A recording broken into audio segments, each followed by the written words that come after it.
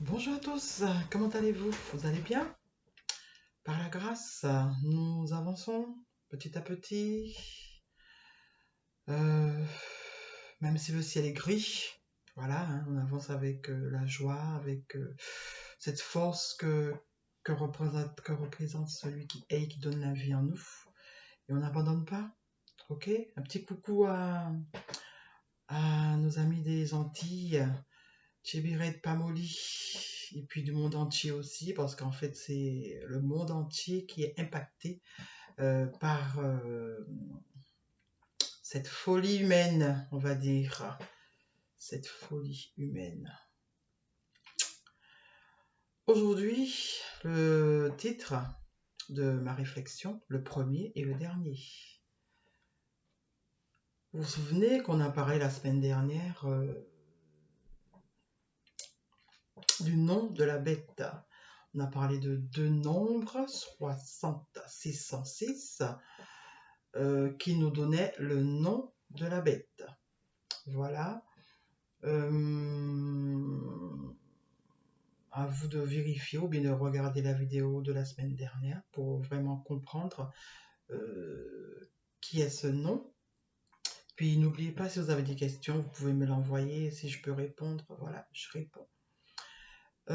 Aujourd'hui, comme je vous ai dit, on va parler du premier et du dernier, puisque c'est la semaine dernière qu'on a parlé de ce verset qui se trouvait dans Apocalypse 22, verset 13. Je suis l'alpha et l'oméga, le premier et le dernier, le commencement et la fin.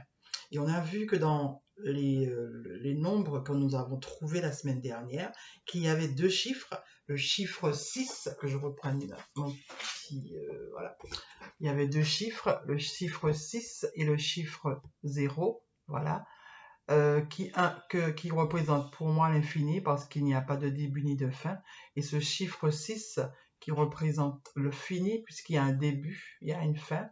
Voilà, il y a un commencement et il y a une fin. Voilà, le premier et le dernier. Et c'est pour cela que j'ai dit qu'aujourd'hui, on va voir un petit peu qui est ce premier et ce dernier. Alors, cela fait plus de 2021 années que nous sommes, et peut-être plus encore, que nous sommes dans le royaume de Dieu. Au nom de Christ, au nom de Jésus. Cela fait plus de 2021 années que nous sommes dans le royaume de Dieu, au nom de Jésus. Ok? Avant cela, un autre royaume a existé. Mais ce n'était pas au nom de Jésus.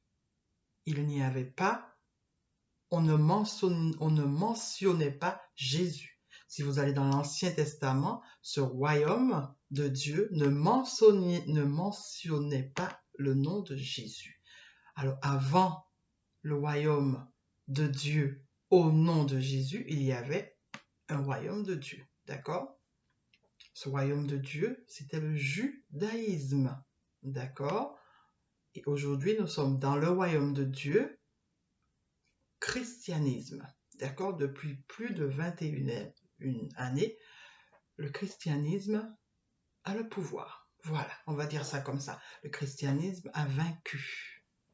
C'est le christianisme qui domine. Voilà, depuis plus de 2021 années. Ça a commencé. Dans Marc 1, le verset 15, il est dit, et là c'est le représentant du royaume de Dieu qui parle, le temps est accompli et le royaume de Dieu est proche. Il dit bien, le temps est accompli et le royaume de Dieu est proche. À cette période donnée, il y avait une guerre, d'accord? Et au nom de Jésus, un royaume a été établi. Il y a eu victoire pour ce royaume au nom de Jésus. Le royaume de Dieu est proche. Quand on lit Matthieu 1, et quand je dis le premier et le dernier, vous allez comprendre pourquoi. Matthieu 1, on nous parle du représentant. de la naissance, de voilà, la généalogie de ce représentant du royaume de Dieu, qui n'existait pas dans l'autre royaume, d'accord, mais qui existait dans ce royaume de Dieu, dans ce nouveau royaume de Dieu. Matthieu 1, comment il s'appelait? Voilà. Matthieu 1, le verset 21. Elle enfantera un fils, et tu lui donneras le nom de Jésus. C'est lui qui sauvera son peuple de ses péchés. Le premier nom qui a été donné. Jésus. Matthieu 1, 23, dans ce même chapitre, voici la Vierge sera enceinte, on lui donnera le nom d'Emmanuel, ce qui signifie Dieu avec nous. Deuxième nom qui a été donné à ce même personnage. Mais, a-t-on vu en quelque part qu'on parle d'Emmanuel à partir de Matthieu, à part ce temps-là, ce moment, où on dit qu'il va s'appeler Emmanuel? Non, on ne parle pas de ça. On parle que de Jésus.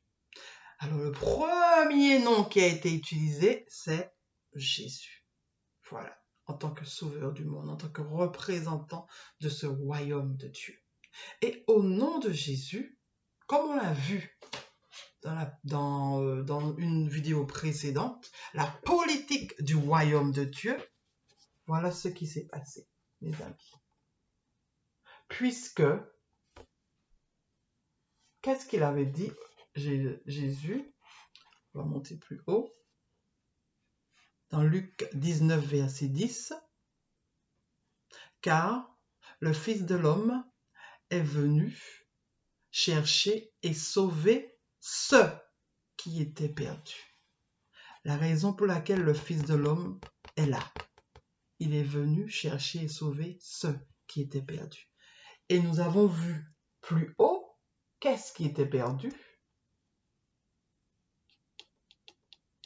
Avec l'expérience de Zachée, avec l'histoire de Zachée qui dit qu'il décide d'aller donner aux pauvres. Et tout de suite après, on nous donne cette parabole qui donne la direction à suivre pour ne plus perdre l'argent. Ce système pyramidal du royaume de Dieu a été établi là depuis plus de 2021 années. Voilà. Un roi, des serviteurs, l'argent, et là on leur a donné les résultats. Enfin ça, là ce sont les résultats. 10. On lui a donné une mine, il a ramené 10. On lui a donné une mine, il a ramené 5. On lui a donné une mine, et là, ce serviteur, il a rendu la mine. Il n'a rien fait. Et les autres, on n'en parle pas. Ce groupe des 7, on n'en parle pas. Pourquoi? Parce que c'est eux, en fait, qui sont là, toujours, dans le royaume de Dieu. Et les esclaves, au service des serviteurs. Voilà la disposition du royaume, qu'est-ce que j'ai mis là-haut? La politique dans le royaume de Dieu. Voilà. Ça va commencer depuis plus de 2020 années. Avec qui? Jésus. Aujourd'hui, nous vivons depuis 2020 une période difficile. Notre représentant a dit, nous sommes en guerre. Mais savons-nous de quelle guerre s'agit-il?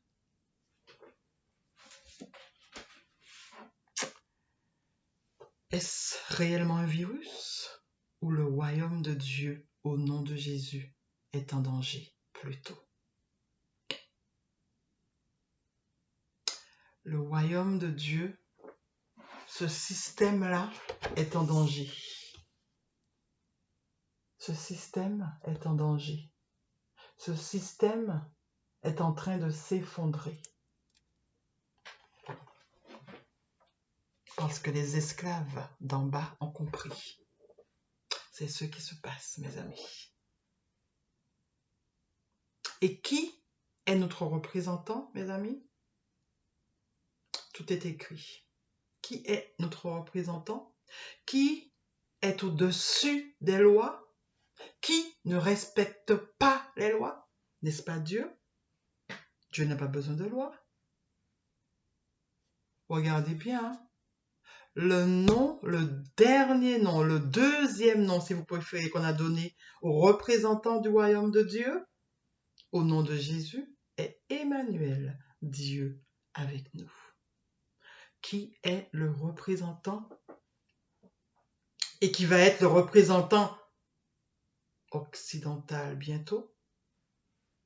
Qui? Vous avez le nom, je l'ai déjà cité. Je suis le premier et le dernier. Un autre monde est en train de se mettre en place. Un autre système est en train de se mettre en place. Mais le dernier doit prendre place pour le changement. Pour effectuer ce changement, le dernier doit prendre place. Et c'est notre représentant, mes amis.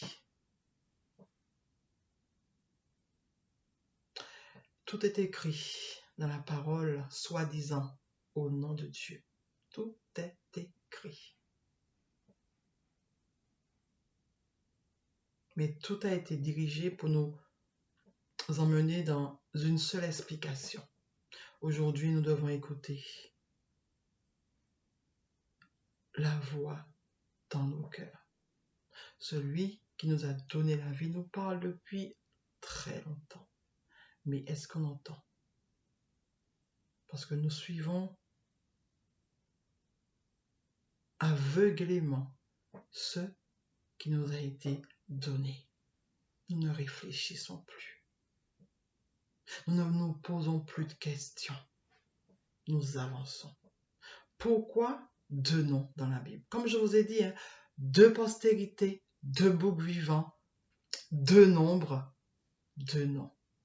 Mais est-ce véritablement le nom de la postérité de la femme ou le nom de la postérité du serpent? C'est cette question qu'on doit se poser.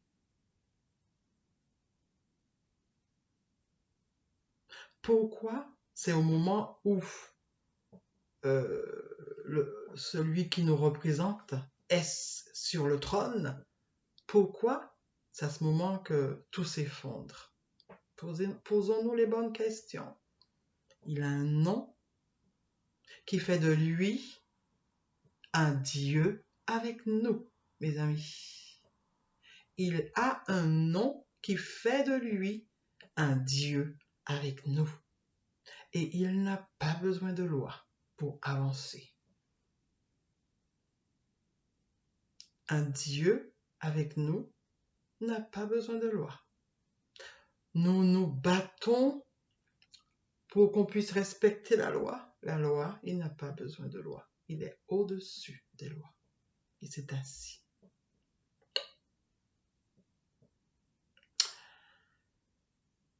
Comment nous en sortir? Je vous entends. Mes amis, écoutons la voix intérieure. Parce qu'en fait, sans les esclaves, il n'y a pas de serviteur. Il n'y a plus de roi. Voilà. Et si nous continuons à obéir, ben voilà. Le système, il est là en place parce que nous obéissons, parce que nous avons peur. Et pourtant, nous avons la force en nous. Ce n'est pas une force de violence, mes amis. Les générations précédentes se sont inscrites dans la violence. Mais je crois que nous sommes la génération qui allons faire la différence. Pas besoin de violence. Pas besoin de violence.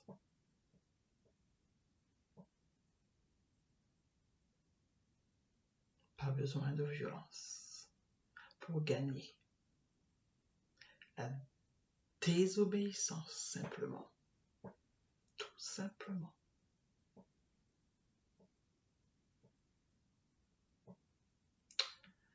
Bizarre en tant que croyante, on parle de désobéissance. Mais voilà, on nous a appris beaucoup de choses pour nous garder soumis, pour nous empêcher de réfléchir, pour nous empêcher d'entendre cette voix qui nous parle et qui nous montre la voie. Bonne journée à tous. Écoutons la voix et bonne réflexion. Je ne sais pas si j'ai tout dit, mais en tout cas, voilà. Certaines ne seront pas d'accord, hein. Je partage, voilà, je vais pas les en vouloir, je vais pas vous en vouloir, hein, pour cela. Mais en tout cas, moi je me dis, si cela vient de nos cœurs, il nous faut l'écouter. Voilà. À bientôt mes amis. Bye bye.